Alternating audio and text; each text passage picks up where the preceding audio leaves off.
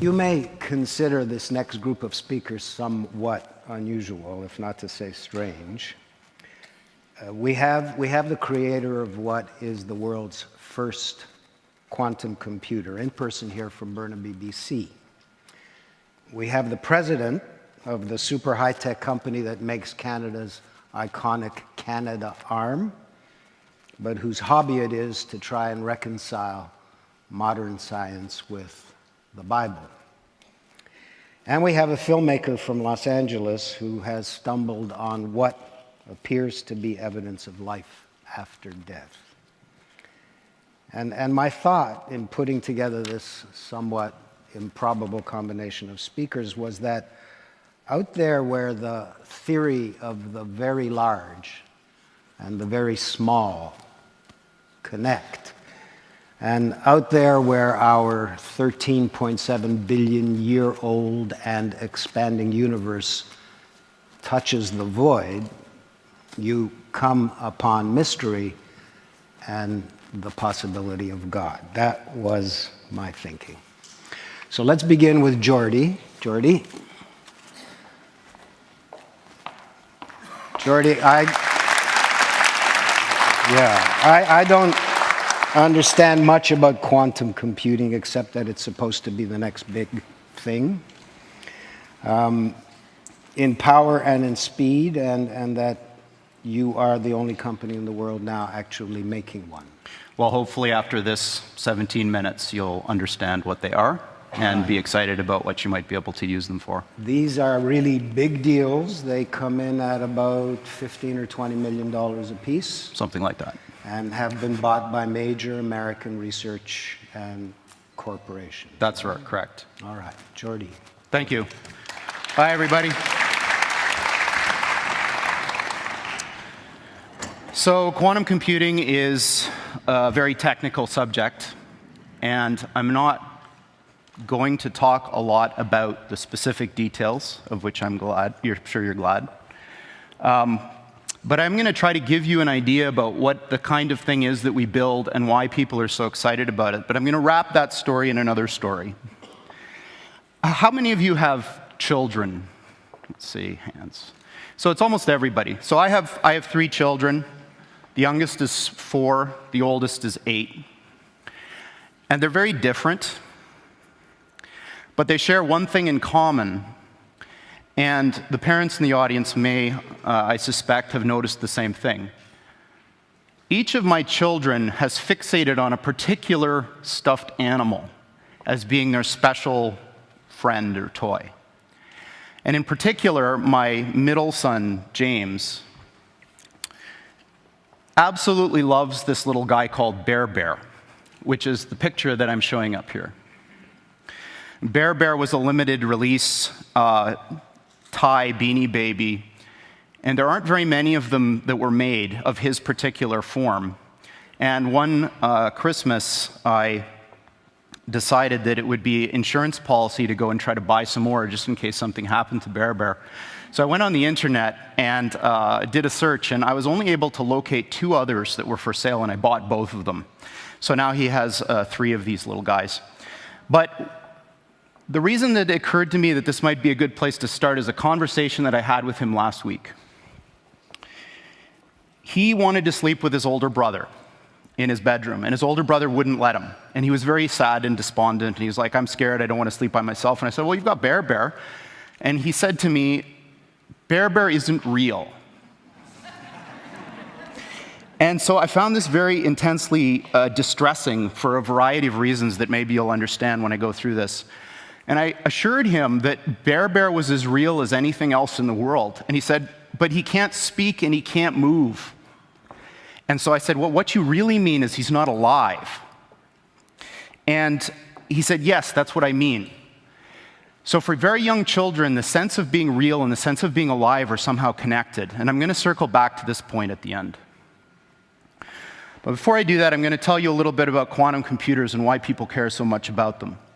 There are literally tens of thousands of some of the brightest people in the world today trying to build these machines and understand them. And I'm going to tell you why. In my last 15 years of working on this type of stuff, I found that scientists divide up into two categories of zealots about this field. The first half are people who are absolutely entranced by the physics of these things. This quote is from a respectable scientist, in fact, one of the founders of this field, that may look a little strange to you who don't follow theoretical physics, but there is a very clear prediction that our most successful theory of nature makes, and that is that there are an enormous number, mind-bogglingly large number, of parallel realities, as real as this one, that have different consistent histories. So imagine a world where all of the laws of physics as we know them are obeyed, but different decisions were made along the way. Different decisions at the level of tiny microscopic particles, different decisions all the way up to what you chose to eat for lunch, and whether you chose to come to this session or not. Quantum mechanics makes a very specific prediction that all of those are as real as the thing that you remember. And this is bizarre, because we don't see those other things. But science has reached the point now where we can build machines that exploit those other worlds. And quantum computers are perhaps the most exciting of all of these that we have within, or almost within our grasp right now. So people from a physics background love this. They want to understand the world. They want to understand the universe, how it all works. There's another type of person who tends to come from the computer science side that's like, yeah, okay, that's all great. But there's a different thing going on here, which is just as exciting, if not more, and that these machines that supposedly can do this wild stuff, let's forget about how they work, if you could build one, could solve problems that you could never, ever solve with any computer of the sort that we built. If you took every single atom of silicon in the world and made the most sophisticated conventional Intel-style processor that you could build, there are problems we know of that I could write down on a sheet of paper that you could never, ever, ever solve with that thing, that you could with this kind of machine. So that's very exciting. Humans use tools to do things. If you give humans a new kind of tool that can do things that you couldn't otherwise do, imagine the possibilities. So you may think, well, this is all fine and dandy, but aren't these things in the realm of theory and speculation kind of in the same regime as other futuristic things you may have heard of which may be allowed by the laws of physics but aren't here yet? That's not true. There are, in fact, many of these machines deployed now in openly available research centers following the model that was used to introduce supercomputers to the world. They're too big and ornery and difficult to operate to put in your home, too expensive also, but you can give them to a place which will manage them as a shared resource that will offer that service to the world. And there are two of these now. One of them is at the University of Southern California. And this analogy with flight, I think, is an interesting one. So a horse can beat, or could beat, the initial flight of the Wright brothers' flight in speed. But a plane is not a faster horse. A plane is a different kind of machine. The plane takes advantage of another resource that nature gives us, this third dimension, in order to do something that matters to people better than you could do with any horse. It doesn't matter how fast you make a horse, it will never fly, at least the kinds of horses that we know about. So these types of computers now are being thought of in the same way. They're not terrifically powerful yet, but they're doing something completely different than what your computer does. And that thing is like flight. It gives these computers access to these new resources, maybe you could call them parallel universes, in order to do something that you couldn't otherwise do. And that's not the only one. In fact, the one I'm going to come back to and talk to in the context of the story that I'm wrapping this in was recently installed at NASA. And Google was the primary interested party that pulled this whole thing together. And this one is really exciting to me Because what they're going to do is apply this machine to an area that I think is fundamentally important. It's a crux of our future as humans. And that's, can we build machines like us? So, building machines like us might be possible. I certainly believe it is. I might be wrong. But what I do know is that the types of approaches that people are taking now to build intelligent machines benefit immensely from what this machine that we've built does best. So what this center is about is applying this beautiful new computational idea in the service of trying to make intelligent machines. Now, I can't think of anything personally any cooler than trying to use quantum computers to build intelligent machines, so this is very exciting to me. Steve Jurvetson has been a longtime friend and investor in the company, and for those of you who don't know him, he's a Silicon Valley investor who's probably the smartest VC that I know of, and certainly the one that's the most attuned to technological trends. He's on the board of SpaceX, Tesla, Synthetic Genomics, which is Craig Venter's company that's trying to build artificial life, and D-Wave, and that's it. And this is his particularly poetic way of framing the difference between the machines we build and conventional computers. This is what they look like. There are two of them. These are from our lab in Burnaby in British Columbia. From the outside, they look like giant black monoliths, big metal boxes, about 10 feet on a side, 12 feet tall. And they are powered, they have a fridge inside them, a refrigerator that cools these chips to almost absolute zero. Just a wisp, a fraction of a degree above absolute zero. Hundreds of times colder than interstellar space. Amongst the coldest and most isolated and extreme conditions that humans have ever been able to engineer. These fridges, interestingly enough, which are called pulse tube dilution refrigerators, have a thing called a pulse tube, which emits a sound roughly once per second, which sounds eerily like a heartbeat. So if you have the opportunity to stand next to one of these machines, it is an awe-inspiring thing, at least for me. It feels like an altar to an alien god. They really are impressive machines. At the heart of this big box is a tiny chip about the size of your thumbnail. And on this chip resides all of the wonder and magic that makes this thing go. I'm not going to describe in any mathematical detail how it all works, but let me give you an analogy. In quantum mechanics, there's this concept that a thing can exist in two states which are mutually exclusive at the same time, quote unquote. And I'm using those words because the English language was developed before we had concepts to describe what these things actually are doing. But I'm going to give you a roundabout way of understanding this.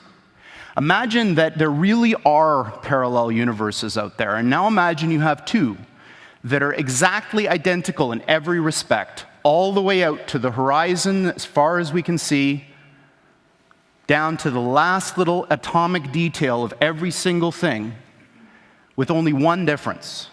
And that's the value of a little thing called a qubit on this chip, which is a contraction of quantum bit. And that qubit is very much like a bit or a transistor in a conventional computer. It has two distinct physical states, which we call 0 and 1 for bit. In a conventional computer, these are mutually exclusive. That device is either one or the other, and never anything else. In a quantum computer, that device can be in this strange situation where these two parallel universes have a nexus, a point in space where they overlap. And when you increase the number of these devices, every time you add one of these qubits, you double the number of these parallel universes that you have access to, until such time when you get to a chip like this, which is about 500 of these bits, you have something like 2 to the 500th power of these guys living in that chip. So the way I think about it is that the shadows of these parallel worlds overlap with ours. And if we're smart enough, we can dive into them and grab their resources and pull them back into ours to make an effect in our world. Now, this may sound very odd to you and bizarre, and in fact, I am using language that a normal theoretical physicist probably wouldn't use, but this is, what I'm telling you is absolutely correct and in line with the way that these things actually work. We've been doing this for some time now, and in fact, we have our own version of Moore's Law.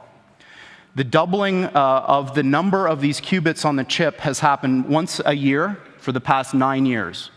So for the last 9 years, every year the number of these qubit devices has doubled, and it will continue to do so.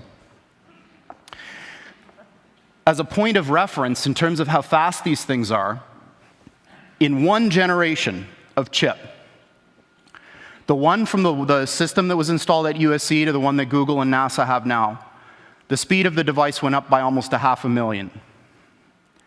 This is the kind of progress that you're going to see with these types of machines going forward. And 500,000 sounds like an abstract number, but I put up a little mental comparison here to see what 5,000 really means. 500,000 is a big number when it comes to speed. All right, so now I'm getting into the last part of my talk where I'm going to make some predictions, some dangerous predictions. So predictions are very dangerous for a variety of reasons. Often they're wrong, which is one. But I think they're important because predictions somehow are our internal desires made manifest. Predictions are about what we want to happen, maybe not what will happen. And I'm going to make 3 predictions, and all of them are dangerous in the sense that they're very unlikely to happen, maybe, but I think that there's a very good chance that they may.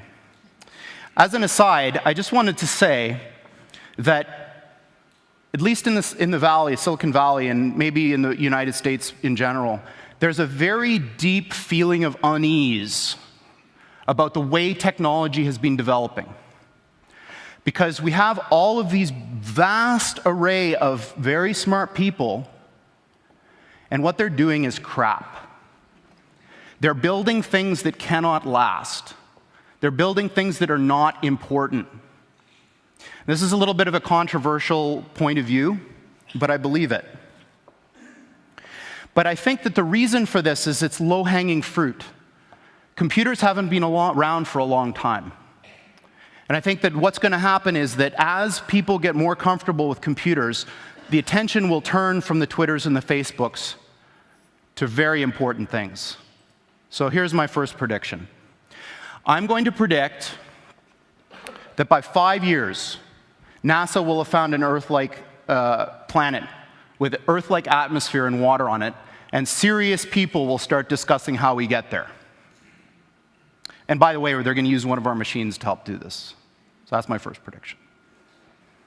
My second prediction is that this business of parallel universes is going to turn out to be very important. This picture that I've got under here is what's called a gravitational lens. When Einstein proposed his general theory of relativity, it came with a bunch of experiments that you could use to test it. And one of them was that if there was a point of light very far away and a galaxy in the middle, that galaxy should bend the light, and you should see a ring. And this was eventually observed. And I think what's going to happen is somebody is going to come up with an experiment to test this reality of these things. And we're going to be able to do so. My third prediction that I'm going to end on is the most important of all. I believe that humanity is on the cusp of the most important technological, societal revolution that's ever occurred. And that's when we got to the point where the machines that we build outpace us in every respect. I don't mean that they're better calculators. I don't mean that they're better at searching. I mean everything. And I think that we're very close. And my prediction is that within 15 years, we will have machines that outpace humans in everything. Thank you very much.